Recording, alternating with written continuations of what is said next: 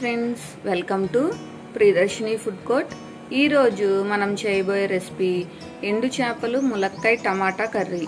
చాలా అంటే చాలా టేస్టీగా ఉంటుంది.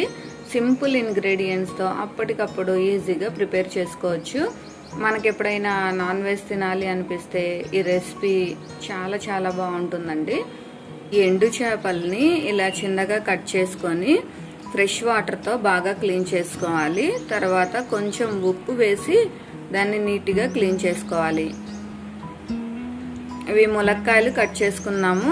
పచ్చిమిర్చి, టొమాటో, ఆనియన్ని ఇలా చిన్న చిన్నగా కట్ చేసుకున్నాము. స్టవ్ ఆన్ చేసుకొని ఇలా పాన్ పెట్టుకొని తగినంత ఆయిల్ వేసి హీట్ చేసుకోవాలి.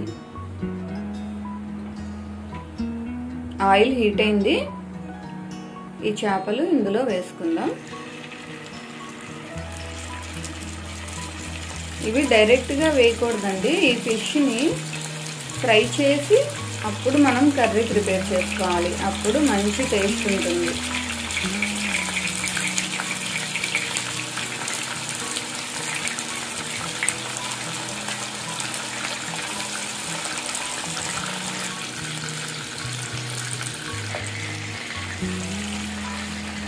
ఇలా ఫ్రై అవుతున్నప్పుడు కొంచెం ఫ్రై అయిన తర్వాత ఇలాగ టర్న్ చేసుకోవాలి.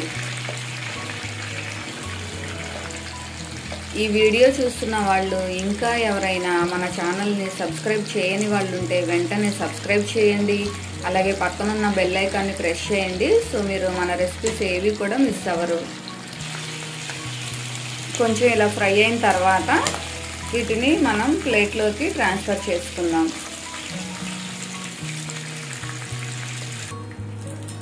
ఇదే ఆయిల్లో ఆనియన్ వేసుకొని పచ్చిమిర్చి వేసి కొంచెం ఫ్రై చేసుకోవాలి.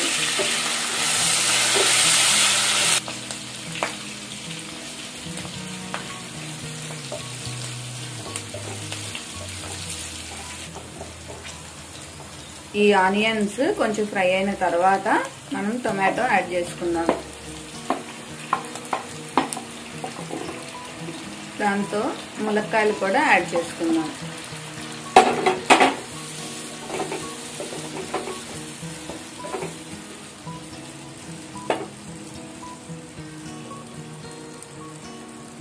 సాల్ట్ యాడ్ చేసుకుందాం. కొంచెం పసుపు వేసుకోవాలి. ఇదంతా ఒకసారి బాగా కలిపి ఇలా కొంచెం సేపు మగ్గించుకోవాలి.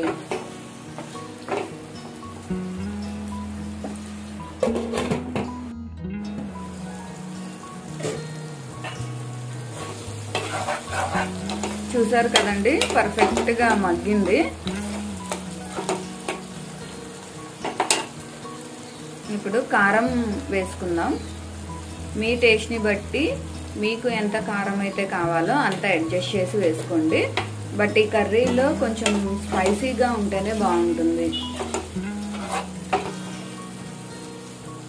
మనం ఫిష్ని ఇలా ఫ్రై చేసుకున్నాం కదా, వాటిని యాడ్ చేసుకుందాం.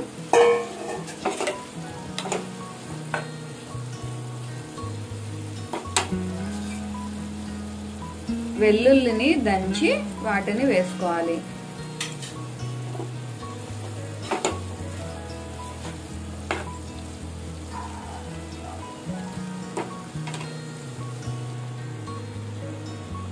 వాటర్ యాడ్ చేసుకుందాం.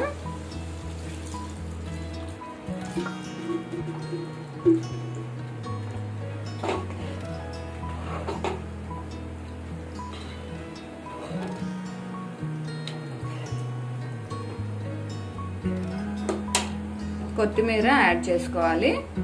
సో ఇలా ఉడుకుతూ ఉన్నప్పుడే మనం ఈ కొత్తిమీర వేసుకుంటే దీని ఫ్లేవర్స్ అంతా కూడా కర్రీకి పట్టి మంచి అరోమాతో చాలా టేస్టీగా ఉంటుంది.